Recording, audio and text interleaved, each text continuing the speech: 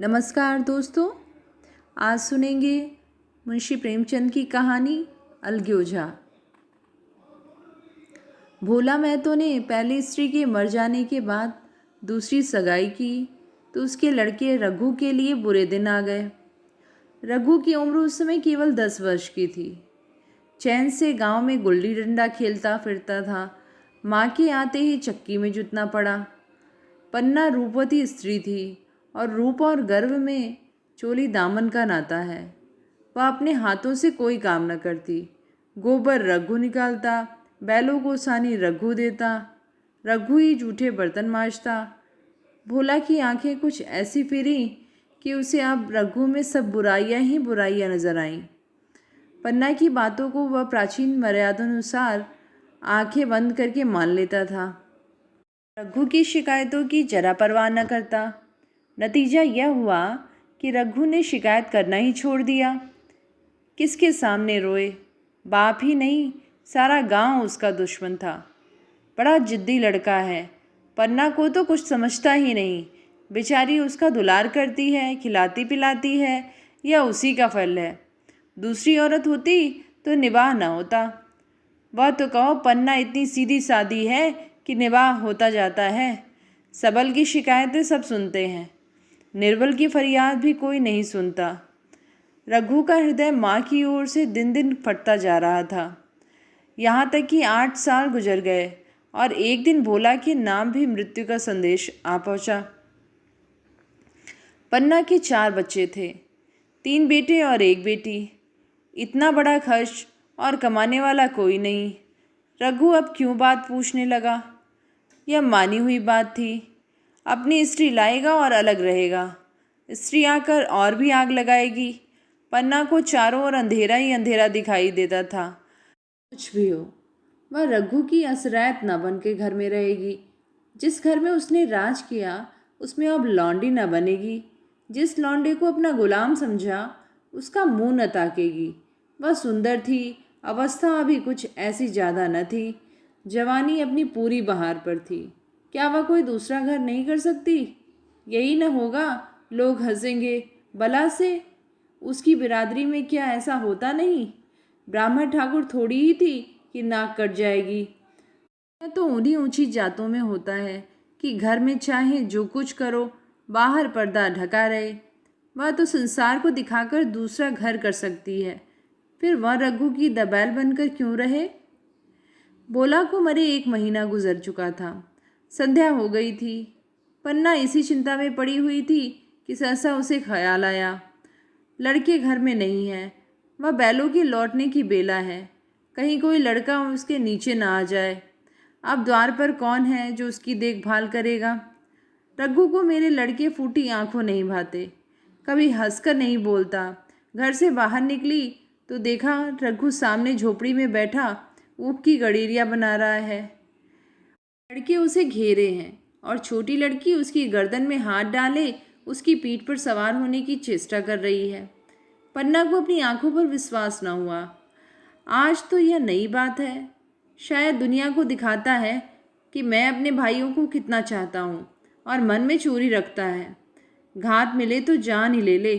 काला सांप है, काला सांप। कठोर स्वर में बोली, तुम सब के सब यहाँ क्या करते हो? घर में आओ, सांझ की बेला है, गोरू आते होंगे। रघु ने विनीत नेत्रों से देखकर कहा, मैं तो हूँ ही काकी, डर किस बात का है? बड़ा लड़का केदार बोला, काकी रघु दादा ने हमारे लिए 2 गाड़ियाँ बना दी हैं। या देख, एक पर हम और खुन्नू बैठेंगे, दूसरे पे लक्ष्मण और झुनिया। दादा दोनों गाड़ियाँ खींचेंगे। यह कहकर वह एक कोने में 2 छोटी छोटी गाड़ियाँ निकाल लाया। 4 पहिए लगे थे। बैठने के लिए तख्ते और रोक के लिए दोनों तरफ बाजू थे। पन्ना ने आश्चर्य से पूछा, ये गाड़ियाँ किसने बनाई? केदार ने चिढ़कर कहा, रघु दादा ने बनाई हैं, और किसने? भगत के घर से वसूला और रुखानी मांग लाए और चटपट बना दी। खूब दौड़ती है काकी। बैठ खुंचू, मैं खींचूं। नु गाड़ी में बैठ गया। केदार खींचने लगा। चर शोर हुई, मानो गाड़ी भी इस खेल में लड़कों के साथ शरीक है। लक्ष्मण ने दूसरी गाड़ी में बैठकर कहा, दादा खींचो। रघु ने झुनिया को भी गाड़ी में बिठा लिया और गाड़ी खींचता हुआ दौड़ा। तीनों लड़के तालियां बजाने लगे। पन्ना चकित नेत्रों से यह दृश्य देख रही थी और सोच रही थी कि यह वही रघु है या और कोई। थोड़ी देर के बाद दोनों गाड़ियां लौटी। लड़के घर में जाकर इस यान यात्रा के अनुभव का बयान करने लगे। कितने खुश थे सब, मानो हवाई जहाज पर बैठ आए हों। खुन्नू ने कहा, काकी सब पेड़ दौड़ रहे थे, लक्ष्मण और बछिया कैसी भागी, सबकी सब दौड़ी। केदार काकी, रघु दादा दोनों गाड़ियां एक साथ खींच ले जाते हैं। जुनिया सबसे छोटी थी, उसकी व्यंजना शक्ति उछल कूद और नेत्रों तक परिसीमित थी। तालियां बजा बजा कर नाच रही थी। खुन्नू, अब हमारे घर गाय भी आ जाएगी काकी। रघु दादा ने गिरधारी से कहा है कि हमें एक गाय ला दो। गिरधारी बोला, कल लाऊंगा। केदार, 3 सेर दूध देती है काकी, खूब दूध पिएंगे। इतने में रघु भी अंदर आ गया। पन्ना ने अवहेलना की दृष्टि से देखकर पूछा, क्यों रघु, तुमने गिरधारी से कोई गाय मांगी है? रघु ने क्षमा प्रार्थना के भाव से कहा, हाँ मांगी तो है, कल लावेगा। पन्ना, रुपए किसके घर से आएंगे यह भी सोचा है? रघु, सब सोच लिया है काकी, मेरी यह मुहर नहीं है। इसके 25 रुपये मिल रहे हैं, 5 रुपये बचिया के मुजरा दे दूंगा, बस गाय अपनी हो जाएगी। पन्ना सन्नाटे में आ गई। अविश्वासी मन भी रघु के प्रेम और सज्जनता को अस्वीकार न कर सका। बोली, मोहर को क्यों बेच देते हो? गाय की अभी कौन जल्दी है, हाथ में पैसे हो जाएं तो ले लेना, सूना सूना गला अच्छा न लगेगा। इतने दिनों गाय नहीं रही तो क्या लड़के नहीं जिए? रघु दार्शनिक भाव से बोला, बच्चों के खाने पीने के यही दिन है काकी, इस उम्र में ना खाया तो फिर क्या खाएंगे?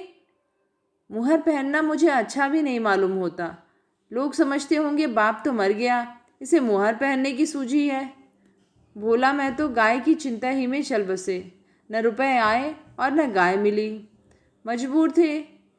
यह समस्या कितनी सुगमता से हल कर दी। आज जीवन में पहली बार पन्ना को रघु पर विश्वास आया।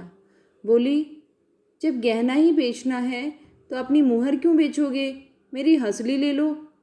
रघु, नहीं काकी, वह तुम्हारे गले में बहुत अच्छी लगती है, मर्दों को क्या, मुहर पहने या न पहने। पन्ना, चल मैं बूढ़ी हो गई हूँ, अब हंसली पहन के क्या करना है, तू अभी लड़का है, तेरा गला अच्छा न लगेगा। रघु मुस्कुराकर बोला, तुम अभी से कैसे बूढ़ी हो गई, गांव में है कौन तुम्हारे बराबर? रघु की सरल आलोचना ने पन्ना को लज्जित कर दिया। उसके रूखे मुरझाए मुख पर प्रसन्नता की लाली दौड़ गई। 5 साल गुजर गए। रघु का सा मेहनती, ईमानदार, बात का धनी दूसरा किसान गांव में न था। पन्ना की इच्छा के बिना कोई काम न करता। उसकी उम्र अब 25 साल की हो गई थी। पन्ना बार बार कहती, भैया बहू को विदा करा लाओ, कब तक नहर में पड़ी रहेगी, सब लोग मुझे को बदनाम करते हैं, यही बहू को नहीं आने देती। मगर रघु टाल देता था, कहता कि अभी जल्दी क्या है। उसे अपनी स्त्री के रंग ढंग का कुछ परिचय दूसरों से मिल चुका था। ऐसी औरत को घर लाकर वह अपनी शांति में बाधा नहीं डालना चाहता था। आखिर एक दिन पन्ना ने जिद करके कहा, तो तुम न जाओगे? कह दिया कि अभी कोई जल्दी नहीं। तुम्हारे लिए जल्दी ना होगी, मेरे लिए तो जल्दी है, मैं आज आदमी भेजती हूँ। पछताओगी काकी, उसका मिजाज अच्छा नहीं है। तुम्हारी बला से, जब मैं उसे बोलूँगी ही नहीं तो क्या हवा से लड़ेगी? रोटियां तो बना लेगी, मुझसे भीतर बाहर का सारा काम नहीं होता, मैं आज बुलाए लेती हूँ। बुलाना चाहती हो तो बुला लो, मगर फिर यह न कहना कि मेहरिया को ठीक नहीं करता, उसका गुलाम हो गया। ना कहूँगी, जाकर 2 साड़ियाँ और मिठाई ले आ। तीसरे दिन मुलिया मैके से आ गई। दरवाजे पर नगाड़े बजे, शहनाइयों की मधुर ध्वनि आकाश में गूंजने लगी। कावे की रस्म अदा हुई। मरुभूमि में निर्मल जलधारा थी, गेहुआ रंग था, बड़ी बड़ी नौकीले पलकें। कपोलों पर हल्की खुशी, आंखों में प्रबल आकर्षण। रघु उसे देखते ही मंत्रमुग्ध हो गया। प्रातःकाल पानी का घड़ा लेकर चलती, तब उसका गेंहुआ रंग प्रभात की सुनहरी किरणों से कुंदन हो जाता, मानो उषा अपनी सारी सुगंध, सारा विकास और उन्माद लिए मुस्कुराती चली जाती हो। मुलिया मैके से ही जली भुनी आई थी। मेरा शौहर छाती फाड़कर काम करे और पन्ना रानी बनी बैठी रहे, उसके लड़के रईस जादे बने घूमे। मुलिया से यह बर्दाश्त न होगा। वह किसी की गुलामी न करेगी। अपने लड़के तो अपने होते ही नहीं, भाई किसके होते हैं? जब तक पर नहीं निकलते रघु को घेरे हुए हैं। ज्यों ही जरा सयाने हुए पर झाड़कर निकल जाएंगे, बात बिना पूछेंगे। एक दिन उसने रघु से कहा, तुम्हें इस तरह गुलामी करनी हो तो करो, मुझसे ना होगी। रघु, तो फिर क्या करूं, तू ही बता। लड़के तो अभी घर का काम करने लायक भी नहीं है। मुलिया, लड़के रावत के हैं, कुछ तुम्हारे नहीं हैं। यही पन्ना है जो तुम्हें दाने दाने को तरसाती थी। सब सुन चुकी हूँ। मैं लौंडी बनकर न रहूँगी। रुपए पैसे का मुझे हिसाब नहीं मिलता। ना जाने तुम क्या लाते हो और वह क्या करती है। तुम समझते हो रुपए घर ही में तो हैं, मगर देख लेना तुम्हें जो एक फूटी कौड़ी भी मिले। रघु, रुपए पैसे तेरे हाथ में देने लगूं तो दुनिया क्या कहेगी, या तो सोच। मुलिया अपने पर अड़ी रही। रघु ने कुछ जवाब न दिया। उसे जिस बात का भय था वह इतनी जल्दी सिर पर आ पड़ी। अब अगर उसने बहुत तत्थो थम्मो किया तो 7-6 महीने और काम चलेगा, बस। आगे यह ढोंगा चलता नजर नहीं आता। बकरे की माँ कब तक खैर मनाएगी। एक दिन पन्ना ने महुए का सुखावन डाला। बरसात शुरू हो गई। बखार में अनाज गीला हो गया था। मुलिया से बोली, बहू जरा देखती रहना, मैं तालाब से नहा आऊं। मुलिया ने लापरवाही से कहा, मुझे नींद आ रही है, तुम बैठकर देखो। एक दिन न नहाओगी तो क्या होगा। पन्ना ने साड़ी उतार कर रख दी, नहाने न गई। का वार खाली गया। कई दिन के बाद एक शाम को पन्ना धान रोप कर लौटी। अंधेरा हो गया था। दिन भर की भूखी थी। आशा थी बहू ने रोटी बनाकर रखी होगी, मगर देखा तो यहाँ चूल्हा ठंडा पड़ा हुआ था और बच्चे मारे भूख के तड़प रहे थे। पन्ना ने आहिस्ते से पूछा, आज अभी चूल्हा नहीं जला? केदार ने कहा, आज दोपहर को भी चूल्हा नहीं जला काकी, भाभी ने कुछ बनाया ही नहीं। पन्ना, तो तुम लोगों ने खाया क्या? केदार, कुछ नहीं, रात की रोटियां थी, खुन्नू और लक्ष्मण ने खाई, मैंने सत्तू खा लिया। पन्ना, और बहू? केदार, वह पड़ी सो रही है, कुछ नहीं खाया। पन्ना ने उसी वक्त चूल्हा जलाया और खाना बनाने बैठी। आटा गूंथती थी और रोती थी।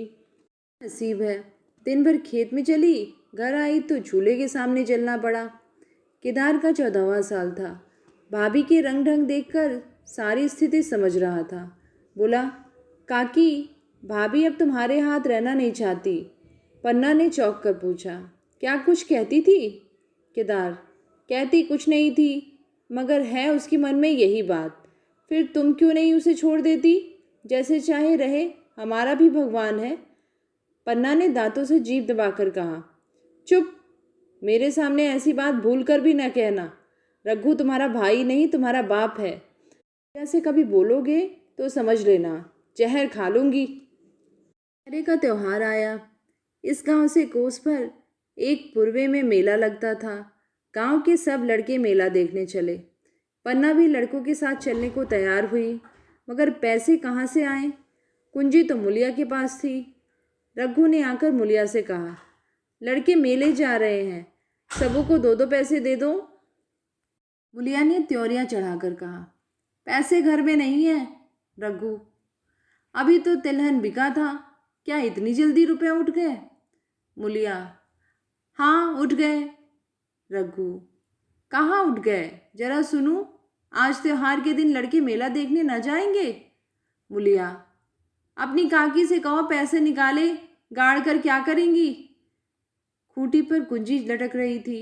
रघु ने कुंजी उतारी और चाहा कि संदूक खोले कि मुलिया ने उसका हाथ पकड़ लिया और बोली, कुंजी मुझे दे दो, नहीं तो ठीक ना होगा।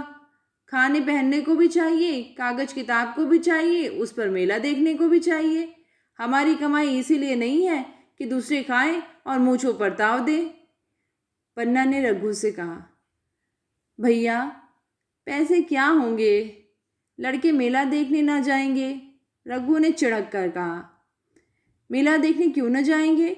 सारा गांव जा रहा है, हमारे ही लड़के ना जाएंगे? यह कहकर रघु ने अपना हाथ छुड़ा लिया और पैसे निकाल कर लड़कों को दे दिए। मगर कुंजी जब मुलिया को देने लगा तब उसने उसे आंगन में फेंक दिया और मुंह लपेट कर चली गई। मेला देखने न गए। इसके बाद 2 दिन गुजर गए। मुलिया ने कुछ नहीं खाया और पन्ना भी भूखी रही। रघु कभी इसे मनाता, कभी उसे, पर न यह उठती न वह। आखिर रघु ने हैरान होकर मुलिया से पूछा, कुछ मुंह से तो कह, चाहती क्या है? मुलिया ने धरती को संबोधित करके कहा, मैं कुछ नहीं चाहती, मुझे मेरे घर पहुंचा दो। रघु, अच्छा उठ, बना खा, पहुंचा दूंगा। मुलिया ने रघु की ओर आंखें उठाई। रघु उसकी सूरत देखकर डर गया। वह माधुर्य, वह मोहकता, वह लावण्य गायब हो गया था। दांत निकल आए थे, आंखें फट गई थीं और नथने फड़क रहे थे। अंगारी किसी लाल आंखों से देखकर बोली, अच्छा तो काकी ने यह सलाह दी है, यह मंत्र पढ़ाया है, तो यहाँ ऐसी कच्ची नहीं हूँ तुम दोनों की छाती पर मूंग दलूंगी। वो किस फेर में? रघु, अच्छा तो मूंग ही दल लेना, कुछ खा पी लेगी तभी तो मूंग दल सकेगी। मुलिया, अब तो तभी मूंग में पानी डालूंगी जब घर अलग हो जाएगा, बहुत झेल चुकी, अब नहीं झेला जाता। रघु सन्नाटे में आ गया। 1 मिनट तक उसके मुंह से आवाज़ ही न निकली। अलग होने की उसने स्वप्न में भी कल्पना न की थी। उसने गांव में 2-4 परिवार वालों को अलग होते देखा था। वह खूब जानता था, रोटी के साथ लोगों के हृदय भी अलग हो जाते हैं, अपने हमेशा के लिए गैर हो जाते हैं, फिर उनमें वही नाता रह जाता है जो गांव के और आदमियों में। रघु ने मन में ठान लिया था कि इस विपत्ति को घर में ना आने दूंगा, मगर होनहार के सामने उसकी एक न चली। आह, मेरे मुख में कालिख लगेगी। दुनिया यही कहेगी कि बाप के मर जाने पर 10 साल भी एक में ना निभा सके।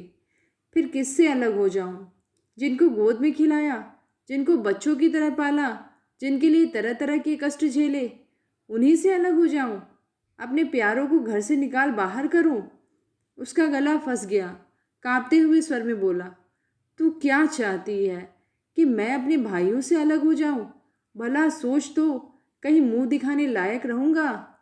मुलिया, तो मेरा इन लोगों के साथ निभाह ना होगा। रघु, तो तू अलग हो जा, मुझे अपने साथ क्यों घसीटती है? मुलिया, तो मुझे क्या तुम्हारे घर में मिठाई मिलती है?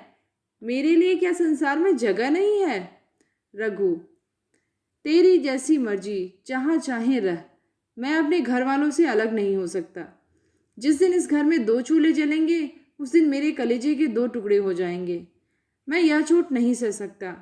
तुझे जो तकलीफ है वह मैं दूर कर सकता हूँ। माल असबाब की मालकिन तू है ही, अनाज पानी तेरे ही हाथ है, अब रह क्या आया है? अगर कुछ काम धंधा करना नहीं चाहती तो मत कर। भगवान ने मुझे समाई दी होती तो मैं तुझे तिनका तक न उठाने देता। अगर तू काम करना नहीं चाहती तो मत कर, मगर मुझसे अलग होने को न कह। तेरे पैरों पड़ता हूँ। मुलिया ने सिर से आंचल खिसकाया और जरा समीप जाकर बोली, मैं काम करने से नहीं डरती, न बैठे बैठे खाना चाहती हूँ, मगर मुझसे किसी की धौंस नहीं सही जाती। तुम्हारी काकी घर का कामकाज करती हैं तो अपने लिए करती हैं, अपने बाल बच्चों के लिए करती हैं, मुझ पर कुछ एहसान नहीं करती, फिर मुझ पर धौंस क्यों जमाती हैं? उन्हें अपने बच्चे प्यारे होंगे, मुझे तो तुम्हारा आसरा है।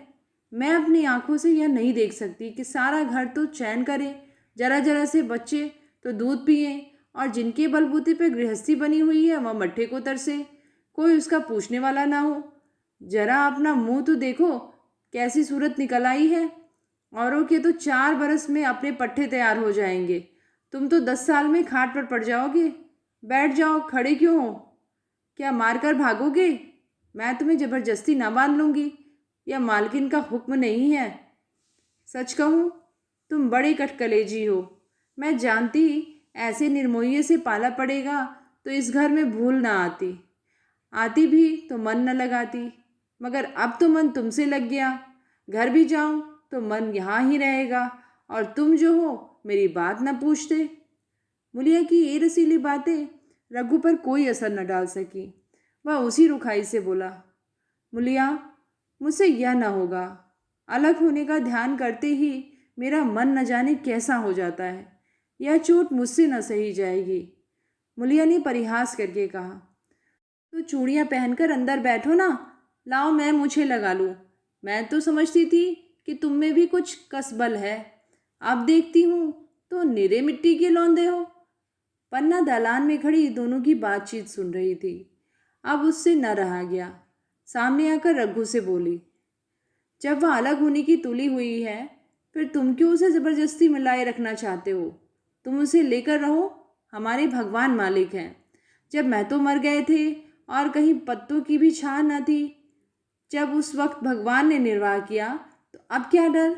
अब तो भगवान की दया से तीनों लड़के सयाने हो गए हैं, अब कोई चिंता नहीं। रघु ने आंसू भरी आंखों से पन्ना को देखकर कहा, काकी, तू भी पागल हो गई है क्या? जानती नहीं, दो रोटियां होते ही दो मन हो जाते हैं। पन्ना, जब वह मानती ही नहीं तब तुम क्या करोगे? भगवान की मर्जी होगी तो कोई क्या करेगा? प्रारब्ध में जितने दिन एक साथ रहना लिखा था उतने दिन रहे। अब उसकी यही मर्जी है तो यही सही। तुमने मेरे बाल बच्चों के लिए जो कुछ किया वह भूल नहीं सकती।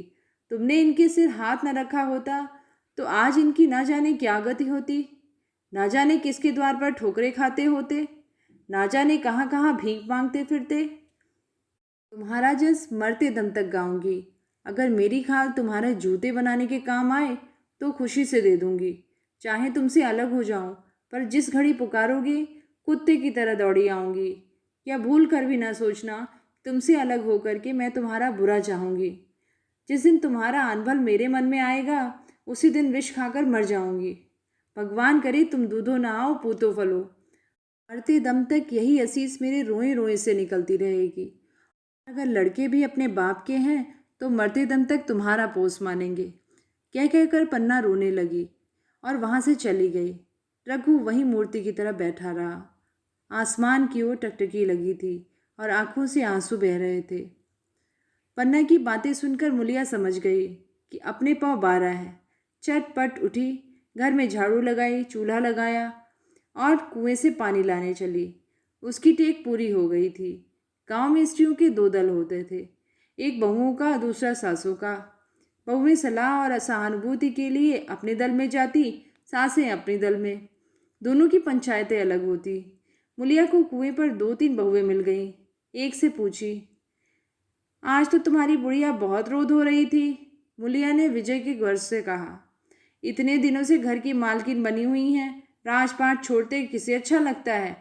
बहन, मैं इसका बुरा नहीं चाहती, लेकिन एक आदमी की कमाई में कहाँ तक बरकत होगी? मेरे भी तो यही खाने पीने पहनने ओढ़ने के दिन हैं। अभी उनके पीछे मरो, फिर बाल बच्चे हो जाएं, उनके पीछे मरो, सारी जिंदगी रोते ही कट जाए।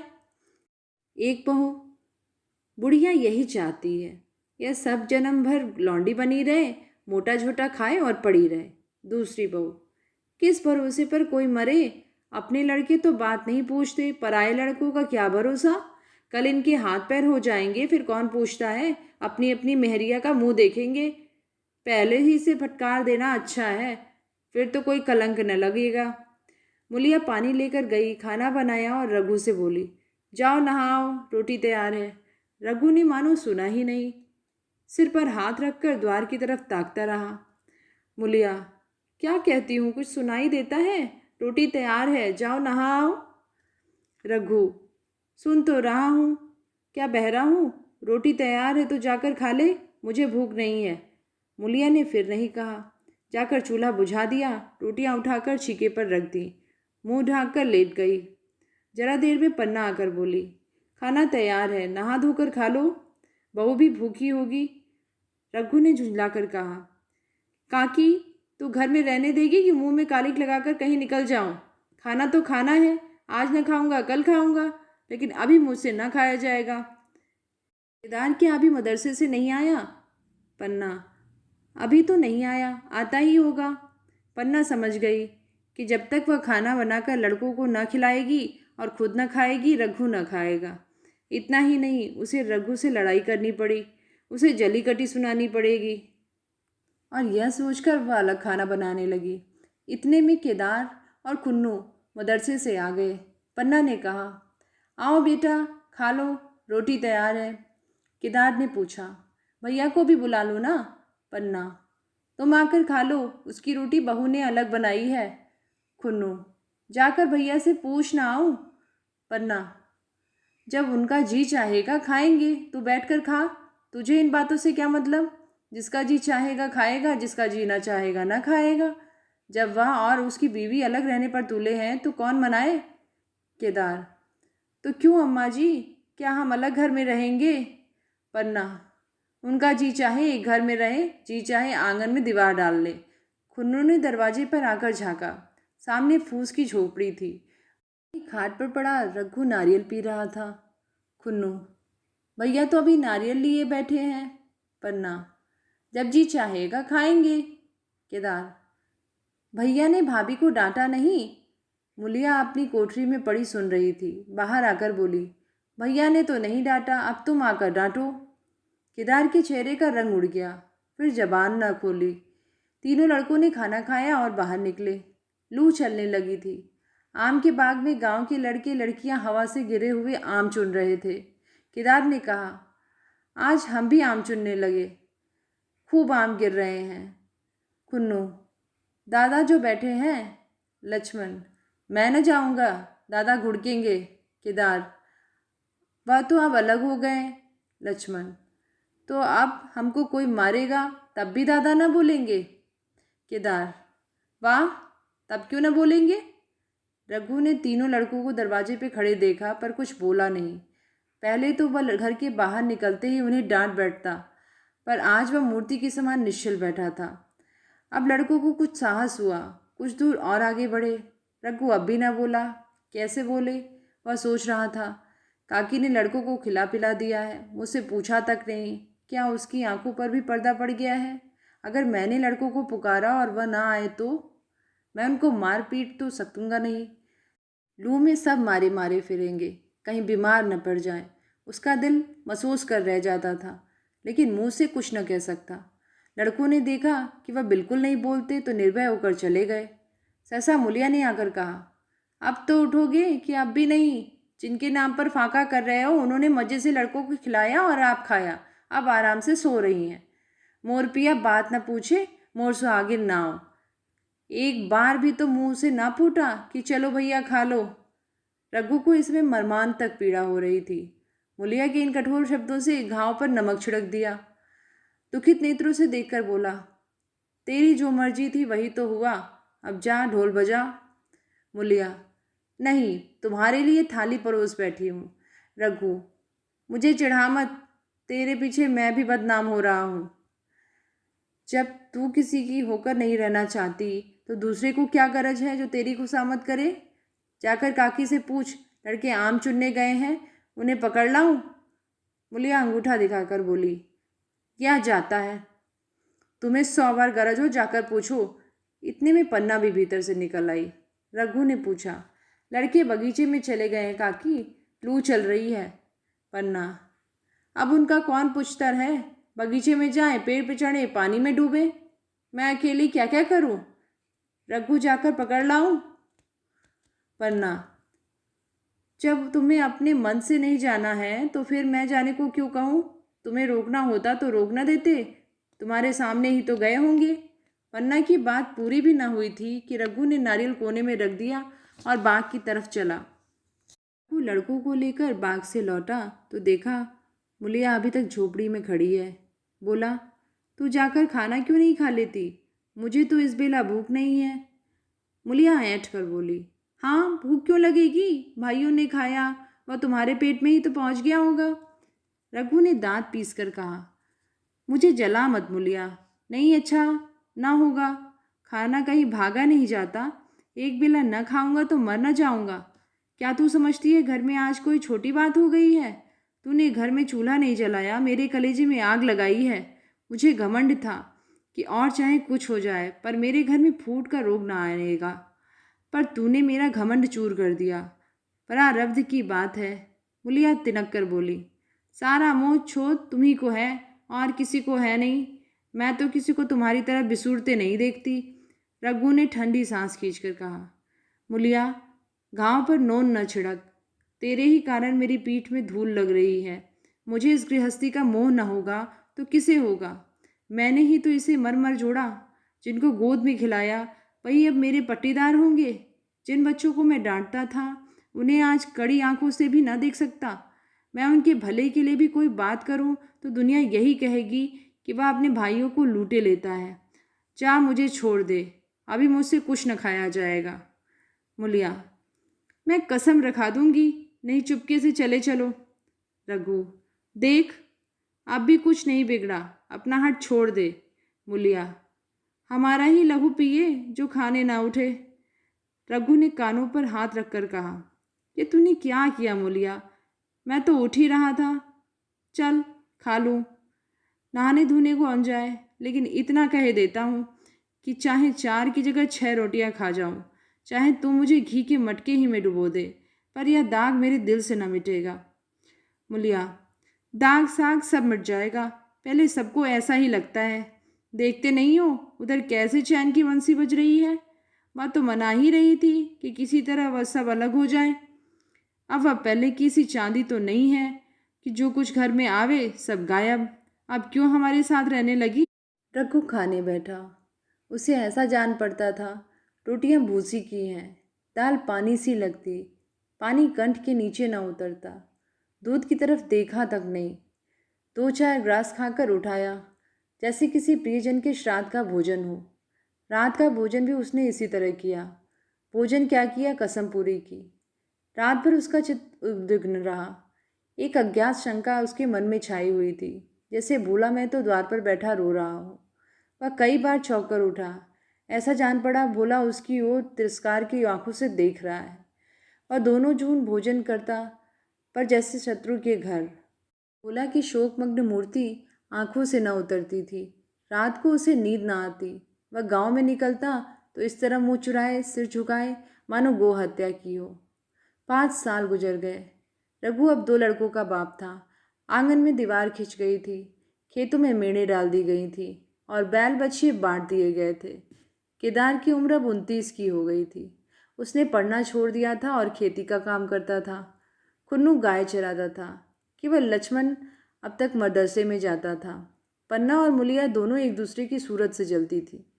मुलिया के दोनों लड़के बहुधा पन्ना ही के पास रहते। वही उन्हें उपटन करती, वही काजल लगाती, वही गोद के लिए फिरती, मगर मुलिया के मुंह से अनुग्रह का एक शब्द भी न निकलता।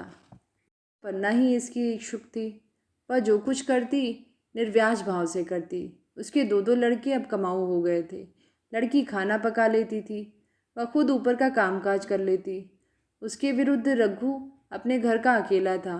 वह भी दुर्बल, अशक्त और जवानी में बूढ़ा। अभी आयु 30 वर्ष की भी न थी, लेकिन बाल खिचड़ी हो गए थे। कमर भी झुक चली थी। खांसी से जीर्ण कर रखा था।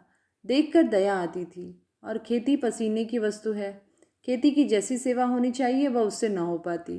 फिर अच्छी फसल कहाँ से आती? कुछ ऋण भी हो गया था। वह चिंता और भी मारे डालती थी। चाहिए तो यह था कि अब उसे कुछ आराम मिलता। इतने दिनों के निरंतर परिश्रम के बाद सिर का बोझ कुछ हल्का होता। लेकिन मुलिया की स्वार्थपरता और अदूरदर्शिता ने लहराती हुई खेती उजाड़ दी। अगर सब एक साथ रहते तो अब वह पेंशन पा रहा होता। मजे में द्वार पर बैठा हुआ नारियल पीता। भाई काम करते वह सलाह देता। मैं तो बना फिरता, कहीं किसी के झगड़े चुकाता, कहीं साधु संतों की सेवा करता। वह अवसर हाथ से निकल गया। आखिर उसे धीमा धीमा ज्वर रहने लगा। हृदय शूल, चिंता, कड़ा परिश्रम और अभाव का वही पुरस्कार है। पहले कुछ परवाह न की, समझा आप ही आप अच्छा हो जाएगा। मगर कमजोरी बढ़ने लगी तो दवा की फिक्र हुई। जिसने जो बता दिया खा लिया। डॉक्टरों और वैद्यों के पास जाने की सामर्थ्य कहाँ? और सामर्थ्य भी होती तो रुपए खर्च कर देने के सिवा और नतीजा ही क्या था? जीर्ण ज्वर की औषधि आराम और पुष्टिकारक भोजन है। न वह बसंत मालती का सेवन कर सकता था और न आराम से बैठकर बलवर्धक भोजन कर सकता था। कमजोरी बढ़ती ही गई। पन्ना को अवसर मिलता तो वो आकर उसे तसल्ली देती, लेकिन उसके लड़के अब रघु से बात भी न करते। दवा दारू तो क्या करते, उसका और मजाक उड़ाते। भैया समझते थे कि हम लोगों से अलग होकर सोने और ईंट रख लेंगे। भाभी भी समझती थी सोने से लज जाऊंगी। अब देखे कौन पूछता है। सिसक सिसक कर ना मरे तो कह देना। बहुत हाय हाय भी अच्छा नहीं होता।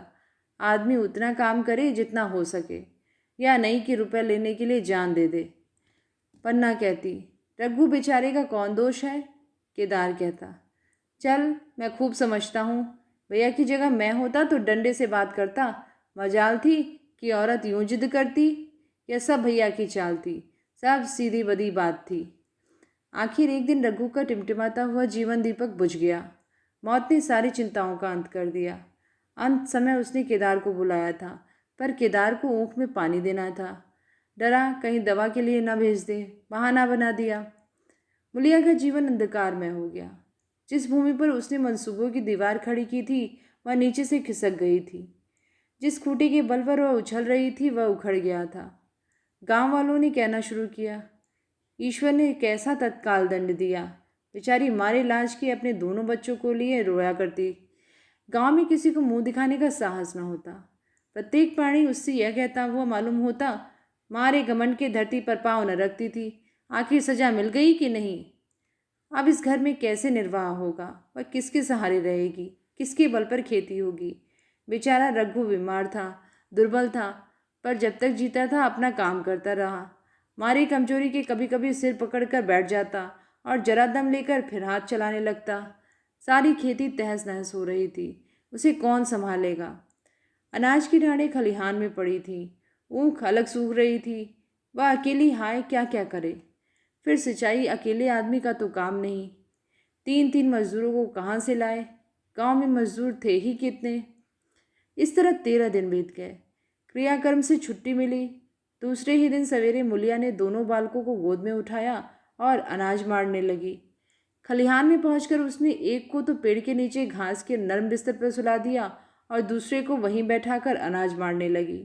आज उसके आगे है न कोई पीछे, लेकिन किसी की लौंडी तो नहीं हूँ। उसे अलग होने का अब भी पछतावा न था। एकाएक छोटे बच्चे का रोना सुनकर उसने उधर ताका तो बड़ा लड़का उसे चुमकार कर कह रहा था, भैया चुप हो जाओ, चुप हो जाओ। धीरे धीरे उसके मुंह पर हाथ फेरता था और चुप कराने के लिए विकल था। किसी तरह न चुप हुआ तो वह खुद उसके पास लेट गया और उसे छाती से लगाकर प्यार करने लगा। मगर यह सब प्रयत्न भी सफल न हुआ तो वह रोने लगा। उसी समय पन्ना दौड़ी आई और छोटे बालक को गोद में उठाकर प्यार करती हुई बोली, लड़कों को मुझे क्यों न देती आई बहू। हाय हाय, बेचारा धरती पर पड़ा लौट रहा है। तब मैं मर जाऊं तो जो चाहे करना, अभी तो जीती हूँ। अलग हो जाने से बच्चे तो नहीं अलग हो गए। मुलिया ने कहा, तुम्हें भी तो छुट्टी नहीं थी अम्मा, क्या करती ना। तो तुझे यहाँ आने की ऐसी क्या जल्दी थी। डांड मार ना आ जाती। 3 लड़के तो हैं और किस दिन काम आएंगे। केदार तो कल ही मारने को कह रहा था, पर मैंने कहा पहले ऊँख से पानी दे दो, फिर आज मारना। मड़ाई तो 10 दिन बाद भी हो सकती है। ऊँख की सिंचाई ना हुई तो सूख जाएगा। कल ही पानी चढ़ा हुआ है, परसों तक खेत पुर जाएगा। जब मड़ाई हो जाएगी तुझे विश्वास ना आएगा। जब से भैया मरे हैं केदार को बड़ी चिंता हो गई है। दिन में 100 बार पूछता है, भाभी बहुत रोती तो नहीं है। देख लड़के भूखे तो नहीं हैं। कोई लड़का रोता तो दौड़ा आता है, देख अम्मा क्या हुआ, बच्चा क्यों रोता है। कल रोकर बोला, अम्मा मैं जानता कि भैया इतनी जल्दी चले जाएंगे तो उनकी कुछ सेवा कर लेता। कहाँ जगाए जगाए उठता था। आप देखती हो पहर रात से उठकर काम में लग जाता है। खुन्नू कल जरा सा बोला, पहले हम अपनी ऊँख में पानी दे देंगे तब भैया की ऊँख में देंगे। इस पर केदार ने ऐसा डांटा कि खुन्नू के मुंह से फिर बात न निकली। बोला, कैसे तुम्हारी और कैसी हमारी ऊँख। भैया ने जिला न दिया होता तो आज या तो मर गए होते या कहीं भीख मांगते होते। आज तुम बड़े ऊँख वाले बने हो। यह उन्हीं का पुनः प्रताप है कि आज भले आदमी बने बैठे हो। परसों रोटी खाने को बुलाने गई तो मड़ैया में बैठा रो रहा था। पूछा क्यों रोता है तो बोला, अम्मा भैया इसी अलगोजा के दुख से मर गए। नहीं, अभी उनकी उम्र ही क्या थी। यह उस वक्त न सूझा, नहीं उनसे क्यों बिगाड़ करते। यह कहकर पन्ना ने मूलिया की ओर संकेतपूर्ण दृष्टि से देखकर कहा, हमें वह अलग न रहने देगा बहू। कहता है भैया हमारे लिए मर गए तो हम भी उनके बाल बच्चों के लिए मर जाएंगे। मूलिया की आंखों से आंसू जारी थे।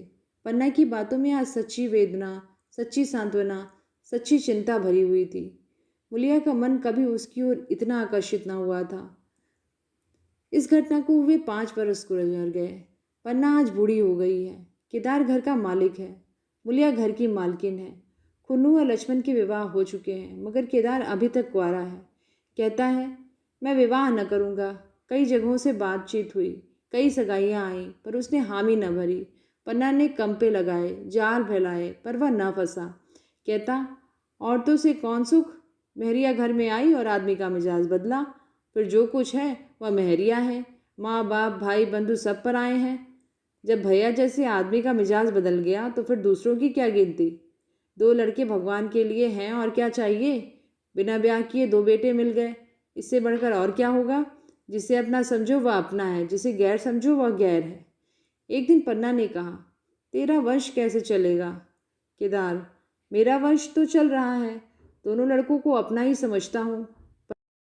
पन्ना, समझते ही हो, पर तू मूलिया को भी अपनी मेहरिया समझता होगा। केदार ने झेपते हुए कहा, तुम तो गाली देती हो अम्मा। पन्ना, गाली कैसी, तेरी भाभी ही तो है। केदार, मेरे जैसे लट्ठे गंवार को वह क्यों पूछने लगी। पन्ना, तू करने को कह तो मैं उससे पूछूं। केदार, नहीं मेरी अम्मा, कहीं रोने गाने न लगे। पन्ना, तेरा मन हो तो मैं बातों बातों में उसके मन की बता लूँ। केदार, मैं नहीं जानता, जो चाहे करो। पन्ना, केदार की मन की बात समझ गई। लड़के का दिल मूलिया पर आया हुआ था, पर संकोच और भय के मारे कुछ नहीं कहता। उसी दिन उसने मूलिया से कहा, क्या करूं बहू, मन की लालसा मन ही में रह जाती है। केदार का घर भी बस जाता तो मैं निश्चिंत हो जाती। मूलिया, वह तो करने को ही नहीं कहते। पन्ना, कहता है ऐसी औरत मिले जो घर में मेल से रहे तो कर लूँ। मूलिया, ऐसी औरत कहाँ मिलेगी, कहीं ढूंढो। पन्ना, मैंने तो ढूंढ लिया है। मूलिया, सच, किस गांव की है। पन्ना, अभी न बताऊंगी, मुदा यह जानती हूँ कि उससे केदार की सगाई हो जाए तो घर बन जाए और केदार की ज़िंदगी भी सफल हो जाए। न जाने लड़की मानेगी कि नहीं। मूलिया, मानेगी क्यों नहीं। ऐसा सुंदर कमाऊ सुशील वर और कहाँ मिलेगा। उस जन्म का कोई साधु महात्मा है, नहीं तो लड़ाई झगड़े के डर से कौन बिन ब्याह रहता है। कहाँ रहती है, मैं जाकर उसे मना लाऊंगी। पन्ना, तू चाहे तो उसे मना ले, तेरे ही ऊपर है। मूलिया, मैं आज ही चली जाऊंगी अम्मा, उसके पैरों पड़कर मना लूंगी। पन्ना, बता दूं, वह तू ही है। मूलिया लजाकर बोली, तुम तो अम्मा जी गाली देती हो। पन्ना, गाली कैसी, देवर ही तो है। मूलिया, मुझ जैसी बुढ़िया को वह क्यों पूछेगा। पन्ना, वह तुझी पर दांत लगाए बैठा है, तेरे सिवा कोई और उसे भाती ही नहीं। डर के मारे कहता नहीं, पर उसके मन की बात मैं जानती हूँ। वह धव्य के शोक से मुरझाया हुआ मूलिया का पीत वदन कमल की भांति अरुण हो गया। 10 वर्षों से जो कुछ खोया था वह इसी क्षण में मानो व्याज के साथ मिल गया हो। वही लावण्य, वही विकास, वही आकर्षण, वही लोच। तो ये थी कहानी अलगूजा। कहानी आपको कैसी लगी कमेंट करके ज़रूर बताइएगा। धन्यवाद।